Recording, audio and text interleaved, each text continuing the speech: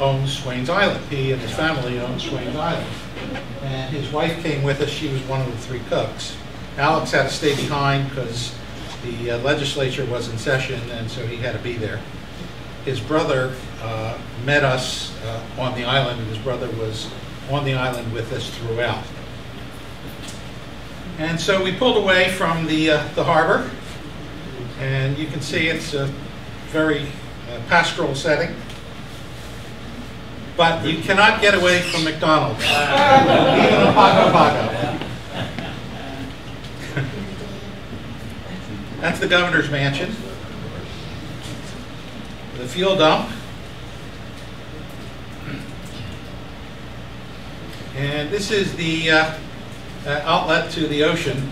Now, I always thought American Samoa was an island. It was American Samoa. No, there are several islands that make up American Samoa. And you can see one of them in the background there. The main island is Tutuila. That's where Pago Pago is located. But there are several other islands as well. So we sat in the dining room during our passage. This is N6HD. He is the section communication manager for LA, and I helped to get him on this particular expedition. And he was one of the virgins on the trip, and he brought his K3 with him and a wire antenna, and he operated Maritime Mobile during the passage. I couldn't convince him that he would get enough of radio operating during the de-expedition. As it turns out, he's a very avid de-expeditioner, a very good operator, and he did not get enough operating, and he's going to come with us to Cabanaba. This was our captain. He is also a member of the Jennings family. Very helpful. This was the only clean part of the boat, the wheelhouse. We had the typical very narrow bunks to share with the cockroaches. And after our passage, we saw Swains Island. Our passage was not uneventful. And I'll get into that a little bit later. But our tent city was already erected when we got there. This was our galley, and this is where the team slept. And then off to the side, on the other side, was where the support personnel slept. It was all tent camping, obviously. There's no one-star hotel or motel. And this is the passageway through the reef to the boat, our transportation.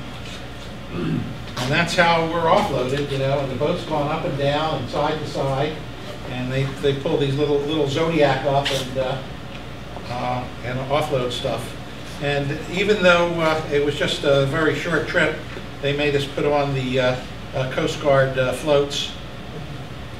This is DL3 DXX, a very active DXer. Since our trip to Swains, he's been to Namibia. He's been to Clipperton Island recently. He's been all over the world. This is our QSL manager, AA4NN. And if you didn't get a QSL card, let me know. We'll make sure you get one. So here's the passageway through the reef, and you can see tides coming out. I mean, you're beginning to see the the bottom of the lagoon there. And here the tide's out, and you can actually walk from the beach all the way out to the reef out here.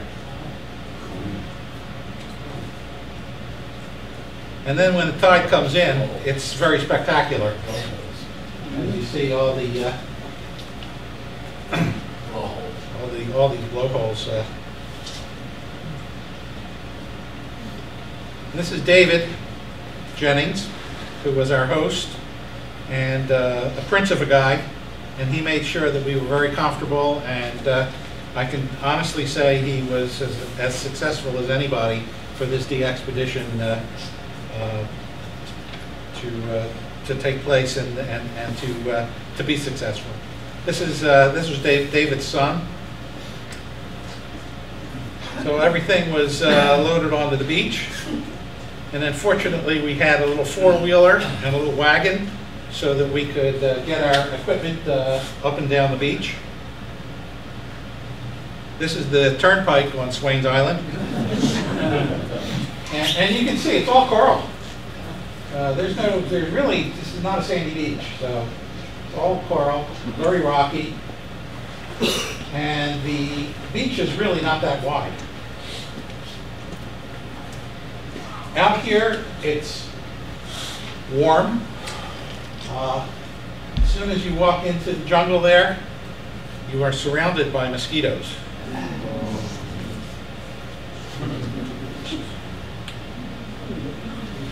Again, you can see the tide out.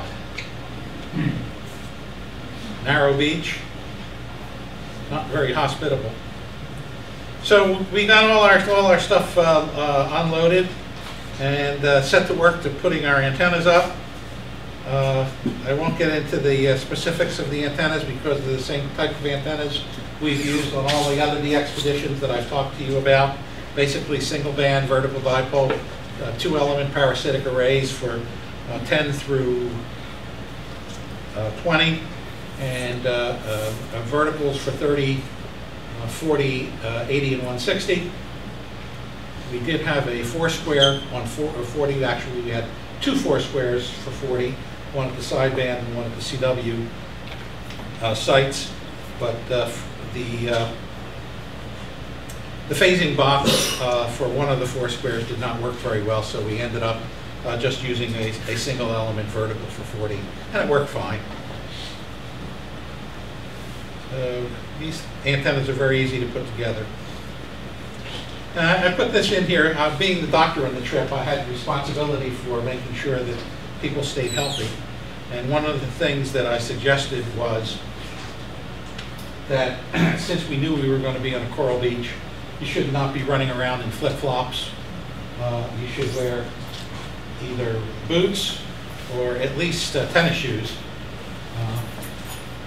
And you can see there's a problem here. We're in amongst the trees here. Mosquitoes are omnipresent. Long pants were recommended. You can see there's a problem here. We're out in the sun on the beach, and I always recommend that you use that you wear a brimmed hat, preferably a wide brimmed hat, because you can get burnt on the back of your neck as easily as the bridge of your nose. You can see there's a problem here. But he's one of the leaders, so he can do whatever the hell he wants to do.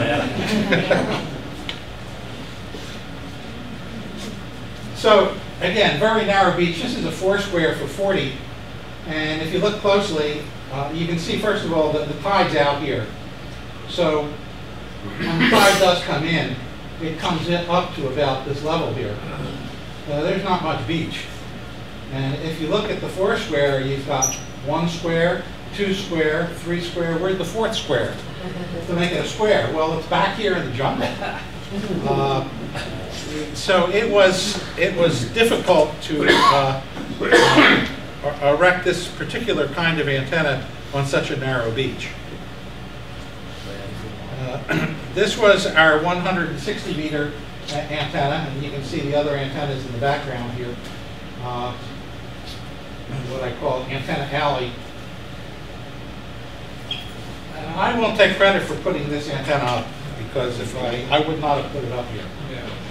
And here's the reason why. This is a Titanic. It's a 70-foot vertical antenna that is resonant with a matching box at the base for 40, 80, and 160. Problem is that it has to sit at the base of the antenna. And you can see where the water is. And the tide's out. So this didn't last very long.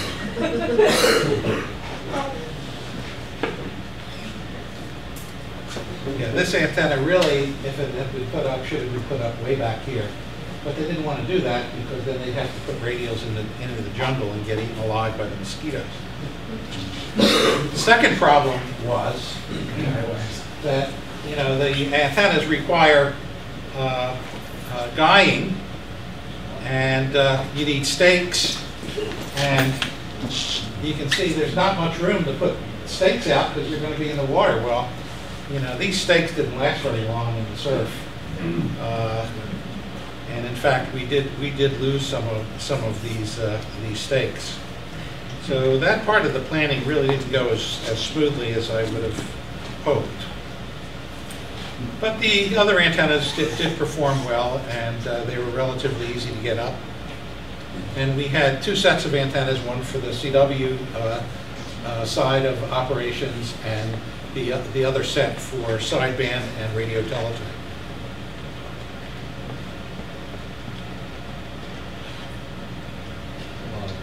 Not a lot of birds on this island. A lot of the places I've been to, they're sanctuaries, and we're required to put a tape on all the guys.